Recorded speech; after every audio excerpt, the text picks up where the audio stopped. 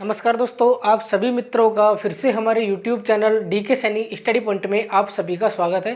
जैसा कि दोस्तों हमने सीरीज शुरू कर दी है, चाहे वो आरपीएससी फर्स्ट ग्रेड हो, सेकंड ग्रेड हो, केवीएस, डीएसएसबी, पीजीटी, टीजीटी, कोई सी भी एग्जाम हो, सभी में इस तरीके के जो क्वेश्चन है वो पूछे जाते हैं। तो इम्पोर्टेंट क्वेश्चन का जो सॉल्यूशन है टॉपिक वाइज हमने जो सीरीज है वो स्टार्ट कर दी है। तो दोस्तों ये है पार्ट नंबर 2, जिसके अंदर देखिए यहाँ पर हमने 2 क्वेश्चन लिख दिए हैं। टोटल 5% एक वीडियो के अंदर हम यहाँ पर डिस्कस करते हैं ताकि जो एग्जाम में आते हैं। तो यहाँ पर आप देख सकते हैं पहले नंबर का जो क्वेश्चन है वो यहाँ पर दिया गया है। समीकरण आपको ये दी गई है, इसके मूल आपको बताने हैं। जो मूल आएंगे उनका आपको योग भी करना है, लेकिन वो वास्तविक मूल होने चाहिए। यदि उनका योग 1 आता है तो ये वाला जो ऑप्शन है वो राइट हो जाएगा। यदि योग करेंगे हम उन मूलों का और यदि शून्य आ जाता है तो ये वाला जो ऑप्शन है वो राइट हो जाएगा। यहाँ पर 2 ऑप्शन हमने लिखे हैं, उसी प्रकार से वो प्रश्न भी हम हल करने वाले हैं। तो इस टाइप के जो क्वेश्चन है वो काफ़ी पूछे जाते हैं। देखिए किस तरीके से इसका जो सॉल्यूशन है वो होगा। आप यहाँ पर देख सकते हैं समीकरण ये दी हुई है, mod of x square plus mod of x minus 6 is equal to 0। ये जो समीकरण है इसको हम एक बार ऐसे के ऐसे लिख लेते हैं। ये समीकरण दी हुई है मोड के अंदर, तो इसको हम हल करें उससे पहले मैं आपको बता देता हूँ। देखिए इसकी 2 कंडीशन होती है। जो मोड ऑफ एक्स होता है वो इस तरीके से डिफाइन होता है। देखिए इस तरीके से डिफाइन होता है जब ये लेस देन इक्वल टू 0 होता है। जब ये लेस देन 0 होता है तब तो इसका जो चिन्ह आता है मोड ऑफ एक्स की जगह पर हम क्या लिखेंगे, माइनस का एक्स लिखेंगे। और जब हम इसको ग्रेटर इक्वल टू 0 लेंगे, ग्रेटर देन इक्वल टू 0 लेंगे, तो यहाँ पर इसको मोड ऑफ एक्स की जगह हम क्या लिखेंगे, एक्स लिखेंगे। तो ये वाली जो प्रॉपर्टी है वो आप एक बार दोबारा देख लीजिए। ये जो मोड ऑफ है, मोड वाली जो कंडीशन होती है उसकी इस तरीके से प्रॉपर्टी हम डिसाइड करते हैं। मोड ऑफ एक्स इस तरीके से डिफाइन होता है, जब एक्स का मान यदि हम 0 से छोटा लेते हैं तब तो मोड ऑफ एक्स की जगह माइनस एक्स लिखते हैं, और जब एक्स का मान ग्रेटर देन 0 लेते हैं इक्वल टू 0 तो इसका मान एक्स लेते हैं। अब देखिए इसको किस प्रकार से हम यहाँ पर हल करने वाले हैं। हम 2 केस यहाँ पर लेने वाले हैं। देखिए ये मैंने आपको बता दिया इस तरीके से डिफाइन होता है। तो 2 केस हम यहाँ पर ले लेते हैं, केस नंबर 1 और केस नंबर 2। केस नंबर 1 के अंदर हम कंडीशन यहाँ पर ले लेते हैं जब x का जो मान है वो क्या है, लेस देन 0 है। और दूसरी कंडीशन ले लेते हैं जब x का मान क्या है, ग्रेटर इक्वल टू 0 है। तो जो लेस देन वाली कंडीशन है उसके लिए हम इसको करेंगे सोल्व। आप इसको 2 तरीके से भी सोल्व कर सकते हो। देखिए ये पहला मेथड है, मैं एक मेथड नंबर 1 आपको बता देता हूँ। ये मेथड नंबर 1 जिस तरीके से हम केस वाइज यहाँ पर डिसाइड कर रहे हैं, और आप डायरेक्ट भी इसको कर सकते हैं। देखिए हम केस लेकर यहाँ पर इसको हल कर रहे हैं। जब x का मान 0 से छोटा होगा तो मोड ऑफ x की जगह हम क्या लिखेंगे, माइनस का x। अब मोड ऑफ x की जगह हम क्या लिखेंगे, माइनस का x। इसके ऊपर घात 2 लगी हुई है तो हम यहाँ पर 2 लगा देते हैं। उसके बाद में यहाँ पर देखिए मोड ऑफ x की जगह पे भी हम क्या लिखेंगे, माइनस का x। तो यहाँ पर भी क्या आ जाएगा, माइनस का x, और माइनस का 6 बराबर 0, ऐसे कैसे है। सेकंड केस के अंदर समीकरण क्या बनेगी, सेकंड केस के अंदर मोड ऑफ एक्स यहाँ पर देखिए उसकी जगह पर हम एक्स ही लिखने वाले हैं, क्योंकि ये एक्स का जो मान है वो 0 या 0 से बड़ा है। इस वजह से मोड ऑफ एक्स की जगह क्या आएगा, प्लस वाला एक्स ही आएगा। तो ये जो समीकरण है वो इस तरीके से बन जाएगी। देखिए इस तरीके जो समीकरण है वो क्रिएट हो जाएगी। तो यहाँ पर 2 केस लिए हैं, 2 केसों की 2 समीकरण बन चुकी है। अब हम इनको करेंगे सोल्व। अब सोल्व करने पर जो एक्स का मान आएगा, यहाँ पर जो x का मान आएगा उसको देखना है कि वो लेस देन यदि 0 है इस कंडीशन के लिए तो हम उसको शामिल कर लेंगे, अन्यथा वो शामिल नहीं होगा। हमने कंडीशन ली है मतलब ग्रेटर इक्वल टू 0। हम इसको हल करेंगे, यदि 0 के बराबर या 0 से बड़ा मूल आता है तो हम उसको शामिल करेंगे इस कंडीशन के लिए, बाकी उसको हम शामिल नहीं करेंगे। देखिए सबसे पहले सोल्व कर लेते हैं। इसको हल करेंगे तो ये समीकरण बनेगी इस तरीके से। अब इसके गुणनखंड करके हम इसका जो मान है वो हम निकाल लेते हैं। देखिए इसके जो है गुणनखंड होंगे इस तरीके से। देखिए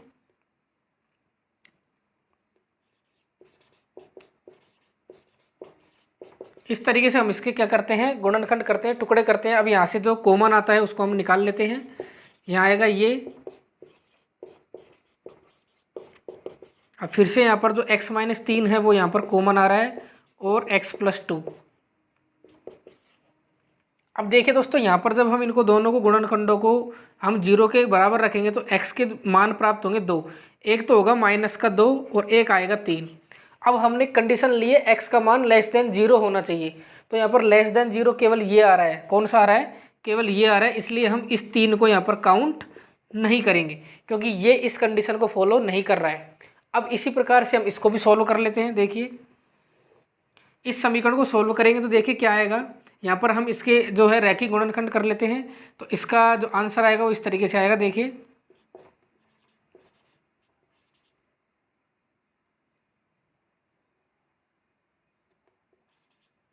इस तरीके से आपको ये गुणनखंड करने आने चाहिए। देखिए तो इस तरीके से इसके जो टुकड़े हैं वो होंगे, क्योंकि यहाँ पर बीच में प्लस है, तो हम जैसे इसको हल करेंगे तो प्लस बन जाएगा, मल्टीप्लाई करेंगे तो माइनस का 6x² बन जाएगा।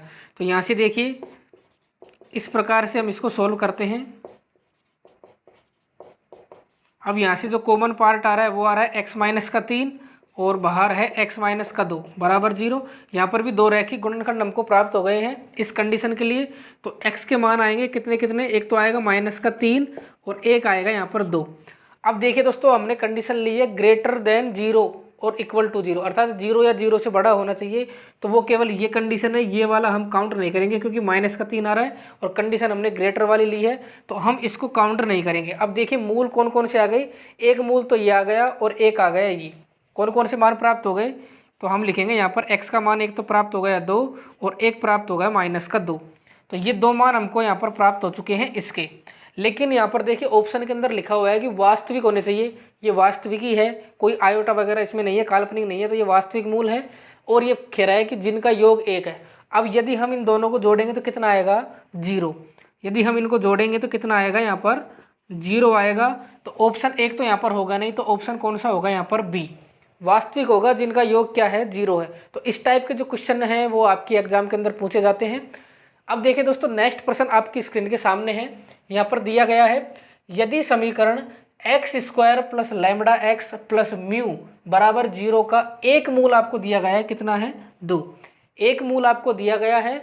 अब वो कह रहा है कि आपको लैम्बडा और म्यू का मान आपको निकालना है। जो कंडीशन आपको दी गई है इस वजह से आपको ये जो लैम्बडा और म्यू का मान है वो यहाँ पर आपको निकालना पड़ेगा। देखिए हम जो समीकरण है उसको एक बार लिख लेते हैं। समीकरण दी हुई है यहाँ पर x² + λx + μ बराबर 0। ये दोस्तों समीकरण दी हुई है और इस समीकरण का एक मूल क्या दिया गया है, 2। एक मूल कितना दिया गया है, 2। एक मूल 2 है। अब दोस्तों इस समीकरण का एक मूल यदि 2 है तो ये मूल इस समीकरण को क्या करेगा, संतुष्ट करेगा। अर्थात मूल का मतलब होता है यहाँ पर जो चरराशि दी गई है उसका ये मान है, एक मान यहाँ पर दिया हुआ है। तो इस 2 को हम जहाँ पर भी x दिखाई दे रहा है इस समीकरण के अंदर वहाँ पर इसको रख देंगे, क्योंकि संतुष्ट करेगा। यदि ये इसका हल है तो यहाँ पर 2 रखेंगे। देखिए तो कितना आएगा, ये जो समीकरण वो हमको प्राप्त हो जाएगी 4 + 2 लैम्बडा + μ बराबर 0। इस 4 को इधर को लेके जाएंगे तो हमको प्राप्त होगा 2 लैम्बडा + μ बराबर -4। ये वाली दोस्तों हमको समीकरण प्राप्त हो रही है। अब दोस्तों आप इसको हल कैसे करेंगे, अब इसका हल करने का एक ही तरीका है, हम इसको ऑप्शन के माध्यम से हल कर सकते हैं। तो देखिए लैम्बडा और म्यू के मान जो यहाँ पर दिए गए हैं, पहला मान जो है वो लैम्बडा का है, सेकंड मान म्यू का है। तो लैम्बडा और म्यू के मान आपको क्या लेने हैं ताकि इसको हल करने पर -4 बन जाए। देखिए यदि हम ऑप्शन 1 को चेक करते हैं, यदि हम ऑप्शन नंबर 1 को चेक करते हैं, लैम्बडा की जगह हम 4 और म्यू की जगह हम 4 इस समीकरण के अंदर रखते हैं तो कितना आता है, देखिए कितना प्राप्त होता है, 12 प्राप्त होता है, जो कि इसके बराबर नहीं है। किसके बराबर नहीं है, -4 के बराबर नहीं है। तो ऑप्शन 1 तो नहीं होगा, इस वजह से इस तरीके से आपको चेक करना है। दूसरे नंबर का ऑप्शन देखिए -4 और +4 है, तो यहाँ पर रखते हैं -4 और म्यू का मान है 4। तो इसको हल करेंगे तो कितना आएगा, -8 + 4 बराबर कितना आ जाएगा, -4। तो ये ऑप्शन क्या हो जाएगा दोस्तों, राइट हो जाएगा। तो सेकंड नंबर का ऑप्शन है ये ऑप्शन यहाँ पर राइट हो जाएगा, क्योंकि इसके अंदर मान रखते हैं तो -4 हमको प्राप्त होता है और किसी भी ऑप्शन के अंदर नहीं आएगा। हम ऑप्शन नंबर 3 को भी चेक कर लेते हैं। देखिए यहाँ पर 4 है और -4 है, 4 और -4, इसको हल करेंगे तो देखिए कितना बनेगा, +4 बनेगा। तो ये ऑप्शन में नहीं है। चौथे नंबर का है -4 और -4 आपको रखना है यहाँ पर इस समीकरण के अंदर, आपको रखना है, देखना है कि -4 किस ऑप्शन से आता है तो वही ऑप्शन आपका क्या हो जाएगा, राइट हो जाएगा। तो यहाँ पर देखिए, यहाँ पर माइनस के 12 आ रहा है तो ये भी ऑप्शन नहीं होगा। यहाँ पर केवल एक ही ऑप्शन राइट होगा, वो होगा यहाँ पर ऑप्शन नंबर बी। तो यहाँ पर जो 2 क्वेश्चन है वो हमने यहाँ पर आपको बता दिए हैं। इसी तरीके से जो क्वेश्चन है वो आपके पूछे जाते हैं जो कि 1 मिनट के अंदर हो जाते हैं। तो इस तरीके के question first grade, second grade, PGT, TGT सभी में पूछे जाते हैं। चलिए दोस्तों, अब हम नेक्स्ट प्रश्न यहाँ पर देखते हैं। तो दोस्तों नेक्स्ट प्रश्न है, यहाँ पर देख सकते हैं आप, एक वर्ग समीकरण अर्थात एक द्विघात समीकरण है टी में। जो चर राशि है वो यहाँ पर एक्स ना लेकर यहाँ पर टी ली हुई है, अर्थात टी के अंदर द्विघात समीकरण हमको बनानी है जिसके मूलों का समांतर माध्य ए आपको दिया गया है। तो मूल हम मान लेंगे कि कोई अल्फा बीटा है, तो उनका समांतर माध्य तो कैपिटल ए दिया गया है और उनका जो गुणोत्तर माध्य है वो क्या दिया गया है, जी दिया गया है। तो इसको कैसे हल करेंगे, तो इस प्रकार के क्वेश्चन भी पूछे जाते हैं। देखिए, हम मान लेते हैं कि माना मूल अल्फा और बीटा है। हम मूल मान लेते हैं क्या, अल्फा और बीटा, ये मूल हमने मान लिए। अब दोस्तों सबसे पहले तो मैं आपको बता दूं, आपको द्विघात समीकरण निकालनी है। तो द्विघात समीकरण के लिए आपको मूलों का योग चाहिए और मूलों का गुणनफल आपको निकालना है। मूलों का योग और मूलों का गुणनफल आपको निकालना है। और द्विघात समीकरण का जो सूत्र होता है चर राशि x के लिए मैं आपको बता देता हूँ। देखिए, वो होता है ये x² माइनस मूलों का योग इंटू x प्लस मूलों का गुणनफल बराबर 0, ये होता है। यहाँ पर हमने चर राशि t ली है तो यहाँ पर t ले लेंगे इस तरीके से। तो हमको इनकिन का मान निकालने हैं, अल्फा प्लस बीटा का और अल्फा डॉट बीटा के जो मान है वो हमको दोस्तों यहाँ पर निकालने हैं। अब देखते हैं दोस्तों, यहाँ पर हमने मान लिया है मूल अल्फा और बीटा है। अब ये जो कंडीशन दी हुई है मूलों का समांतर माध्य क्या दिया गया है, देखिए मूलों का समांतर माध्य हमको यहाँ पर दिया गया है, क्या समांतर माध्य दिया गया है हमको, कितना, ए दिया गया है। कितना दिया गया है, ए दिया गया है ये। अब दोस्तों समांतर माध्य की कंडीशन क्या होती है, अर्थात अल्फा और बीटा जो ये जो मूल है इनका समांतर माध्य, समांतर माध्य का मतलब है इनके बीच में आएगा ये कैपिटल ए। और समांतर माध्य की कंडीशन आपने समांतर श्रेणी के अंदर पढ़ी होगी, जो बीच वाली राशि होती है इसका दुगुना किसके बराबर होता है, अल्फा प्लस बीटा के। या फिर आप ऐसे कह सकते हैं जो बीच वाली राशि होती है वो अल्फा प्लस बीटा के क्या होती है, एक तरीके से औसत होती है यहाँ पर। तो इस तरीके से यहाँ पर लिखेंगे, देखिए समांतर माध्य की जो कंडीशन है वो लगा देंगे, मूलों का समांतर माध्य, मूल यहाँ पर दिए गए हैं अल्फा और बीटा। तो अल्फा और बीटा का जो माध्य होता है वो इस प्रकार से डिसाइड होता है। तो हमको अल्फा प्लस बीटा चाहिए, जैसा कि मैंने पहले आपको बता दिया है। तो यहाँ से अल्फा प्लस बीटा का मान हम लिख देंगे, तो इधर को लेके जाएंगे 2 को, तो ये हो जाएगा 2a। ये हो जाएगा समीकरण नंबर 1, क्योंकि हमको इसी की ज़रूरत है। अब दोस्तों नेक्स्ट कंडीशन लगाते हैं गुणोत्तर माध्य वाली। तो मूलों का जो गुणोत्तर माध्य वो क्या होगा, देखिए मूलों का गुणोत्तर माध्य ये कितना दे रखा है इन्होंने, जी दिया गया है। और मूल हमने माने हैं अल्फा और बीटा। और गुणोत्तर माध्य की एक कंडीशन होती है कि उनका जो अंडर रूट होता है, जो भी संख्या आपको दी हुई है उनका अंडर रूट गुणोत्तर माध्य की क्या होता है, बराबर होता है। अब हमको अल्फा और बीटा चाहिए, तो घात इसको हटाएंगे हम, जो घात 1/, दी हुई है इसको हम उधर को लेके जाएंगे। तो अल्फा इंटू बीटा ये कितना हो जाएगा, g², अर्थात हम वर्ग कर देंगे दोनों ओर। तो ये वर्गमूल का जो चिन्ह है वो यहाँ से हट जाएगा और यहाँ पर आ जाएगा g²। 2 चीज़ हमको यहाँ पर प्राप्त हो गई है जिनकी हमको ज़रूरत थी। अब दोस्तों अब हम द्विघात समीकरण लिख सकते हैं। द्विघात समीकरण का सूत्र क्या हो जाएगा, t² माइनस मूलों का योग इंटू टी प्लस मूलों का गुणनफल बराबर 0। अब इसके अंदर मान रख दीजिए, t² माइनस का a प्लस b का जो मान है वो कितना है, 2a, कितना है 2a, plus alpha dot beta का मान कितना है, g²। तो ये वाली जो समीकरण है वो दोस्तों हमको प्राप्त हो चुकी है टी के अंदर वर्ग समीकरण। टी के अंदर वर्ग समीकरण अर्थात टी के अंदर द्विघात समीकरण हमको प्राप्त हो गई है। तो इस टाइप के जो क्वेश्चन है वो आपको इस तरीके से दोस्तों क्या करने हैं, सोल्व करने हैं। नेक्स्ट प्रश्न आपके यहाँ पर है, आप देख सकते हैं यहाँ पर दिया गया है समीकरण लॉग बेस में यहाँ पर 2 दिया गया है, x² प्लस 2x माइनस 1 बराबर 1 के हलों की संख्या पूछिए कि कितने हल यहाँ पर प्राप्त होंगे। तो यहाँ पर देखिए सबसे पहले इस समीकरण को हम यहाँ पर लिख देते हैं, लॉग बेस में 2x² प्लस 2x माइनस का 1 बराबर यहाँ पर 1 दिया गया है। तो यहाँ पर बेस में 2 है, तो यहाँ पर भी हम log में बेस में 2 ले लेंगे। देखिए log 2 x square plus 2x minus का 1, और 1 की जगह हम यहाँ पर लिख देंगे log 2 और यहाँ पर 2, क्योंकि आप जानते हैं यहाँ पर एक पढ़ा होगा आपने, जो भी राशि बेस में होती है वो यदि यही है तो इसका मान कितना होता है, 1 होता है। तो इस प्रकार से हम इसको लिख सकते हैं। अब देखिए दोनों तरफ यदि हम एंटी लॉग लेंगे तो यहाँ पर लॉग हो जाएगा कैंसिल, लॉग यहाँ पर कैंसिल हो जाएगा, तो क्या बचेगा एक्स स्क्वायर प्लस का 2x माइनस का 1, और यहाँ पर आ जाएगा 2। अब इस 2 को भी हम इधर को ले आएंगे तो एक्स स्क्वायर प्लस का 2x इधर को लेके आएंगे तो कितना हो जाएगा माइनस का 3 बराबर 0, क्योंकि माइनस का 1 और माइनस का 2 मिलके क्या बना लेंगे, माइनस का 3 बना लेंगे।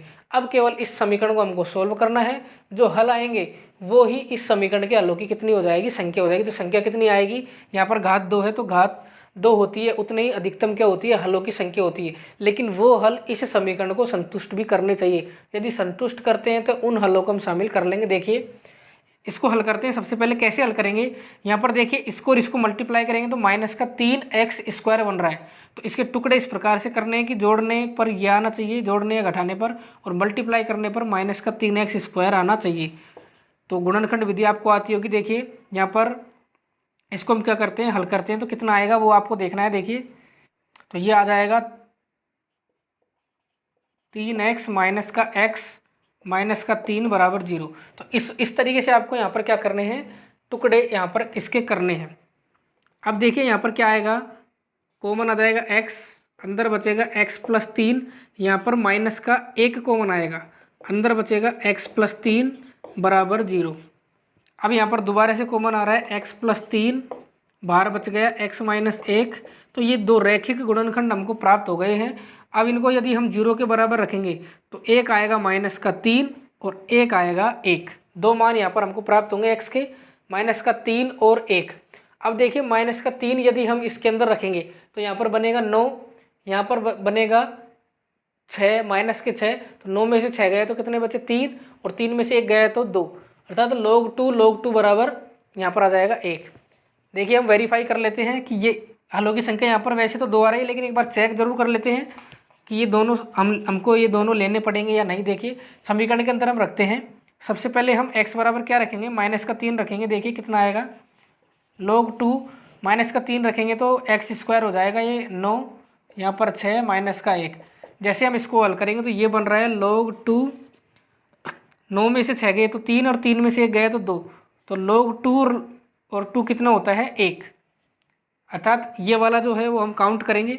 यदि हम x बराबर 1 लेते हैं तो देखिए क्या हमको दोबारा से 1 प्राप्त होता है या नहीं, बराबर में 1 दिया हुआ है तो ये सेटिस्फाई भी होना चाहिए। तो देखिए 1 का स्क्वायर करेंगे तो 1 आएगा, प्लस 2x है तो 2 एकम 2 माइनस 1, 1 से 1 कट जाएगा तो यहाँ पर फिर से वही आ रहा है log 2 बराबर 1, अर्थात ये सेटिस्फाई हो रहा है। तो टोटल हलों की संख्या कितनी हो जाएगी 2।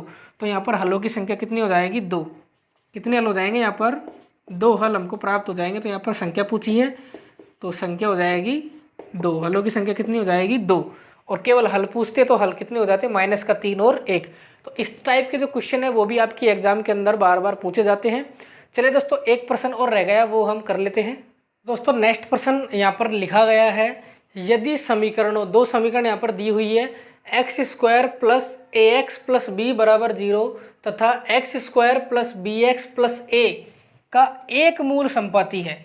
संपाती का मतलब है कि एक मूल क्या दिया गया है, यहाँ पर उभयनिष्ठ यहाँ पर दिया गया है, अर्थात इन दोनों समीकरणों का जो एक मूल है वो कॉमन है, एक मूल संपाती है।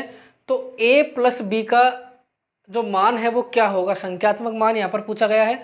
4 ऑप्शन भी आपको दिए गए हैं, तो हम इसको हल करते हैं, देखते हैं क्या ऑप्शन यहाँ पर आता है। तो दोनों समीकरणों को हम एक बार यहाँ पर लिख लेते हैं। पहली समीकरण है X square plus A X plus B बराबर 0, ये समीकरण नंबर 1 हो गई। नेक्स्ट समीकरण है X square plus B X plus A बराबर 0, ये समीकरण हो गई 2। यहाँ पर देखिए वहाँ पर दिया गया है कि एक मूल क्या है, एक मूल दिया गया है संपाती, अर्थात एक मूल क्या दिया गया है, कॉमन दिया गया है, उभयनिष्ठ दिया गया है, संपाती दिया गया है।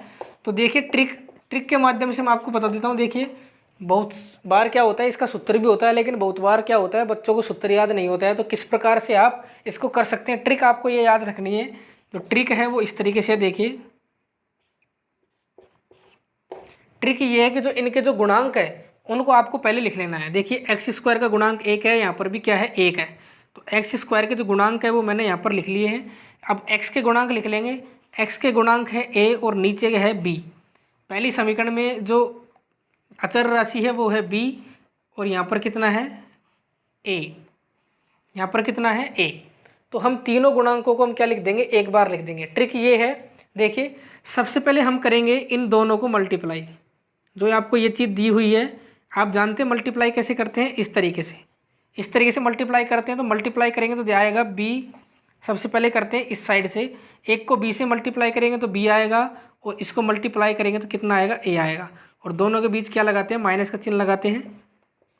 तो इस तरीके से आपको मल्टीप्लाई करना है। अब हम करेंगे इन दोनों को मल्टीप्लाई, तो ए को ए से करेंगे तो कितना आएगा ए स्क्वायर, और इसको इससे करेंगे तो कितना आएगा बी स्क्वायर।